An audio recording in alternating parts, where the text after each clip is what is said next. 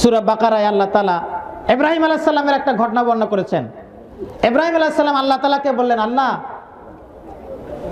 রব্বি আরিনি কাইফা তুহিল মাউতা, তুমি কিভাবে মৃত্যুজীব থেকে মানুষ সৃষ্টি করো আমি একটু দেখতে চাই। আল্লাহ তাআলা বললেন, ইব্রাহিম আলাম তুমিন, তুমি এটা বিশ্বাস করো না? ইব্রাহিম আলাইহিস সালাম বললেন, অবশ্যই বিশ্বাস করি, কিন্তু আমার অন্তরের প্রশান্তির জন্য একটু দেখতে চাই। আল্লাহ তাআলা বললেন, খুজু আর বাতাম মিনাত তয়র, চারটা পাখি ধরো। ইব্রাহিম আলাইহিস সালাম চারটি পাখি ধরলেন। তাফসিরে এসেছে চারটি পাখির নাম কাক, কবুতর, ময়ূর এবং মোরগ। এই চারটি পাখি তিনি ধরলেন এবং পুষলেন। কাকের নাম ধরে ডাকলে কাক চলে আসে, কবুতর ডাকলে কবুতর চলে আসে, ময়ূরের নাম ধরলে ময়ূর চলে আসে। যখন পুষ মানলেন, যখন ইব্রাহিম আলাইহিস সালামের কথা শুনে পাখি, আল্লাহ তাআলা বললেন পাখিগুলিকে জবাই করো। ইব্রাহিম আলাইহিস সালাম খুব মহব্বতের পাখি, ভালোবাসার পাখি জবাই করলেন। এরপরে চামড়া ছিলা হলো, পাখির গোশতগুলি কেটে কেটে টুকরা টুকরা করা হলো।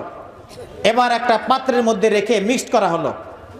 আপনারা বলেন তো কোন পাখির গোশত কোনটা বের করতে পারবেন কেউ? আল্লাহ তাআলা ইব্রাহিম আলাইহিস সালামকে বললেন, ইব্রাহিম চারটি পাহাড়ে এই গোশতগুলি রেখে আসো। ইব্রাহিম আলাইহিস সালাম চারটি পাহাড়ে রেখে আসলেন। এরপরে আল্লাহ তাআলা বললেন, তোমার পাখির নাম ধরে ডাকো। তিনি নিজ হাতে পাখি জবাই করলেন, কেটে টুকরা টুকরা করলেন, পাত্রের মধ্যে মিক্সড করে গোশতগুলি পাহাড়ে রেখে আসলেন। এরপরে যখন পাখির নাম ধরে ডাক দিয়েছেন ময়ূর বলে, এই পাহাড় থেকে একটা গোশতের টুকরা, ওই পাহাড় থেকে একটা গোশতের টুকরা, এই পাহাড় থেকে একটা হাড়, এই পাহাড় থেকে একটা পালক, সব ইব্রাহিম আলাইহিস সালামের সামনেই একেবারে ছুটে জীবন্ত পাখি হয়ে তার কাছে চলে এসেছে। এটা কোনো গল্প নয়, এটা সত্য ঘটনা, সূরা আল বাকারায় এসেছে।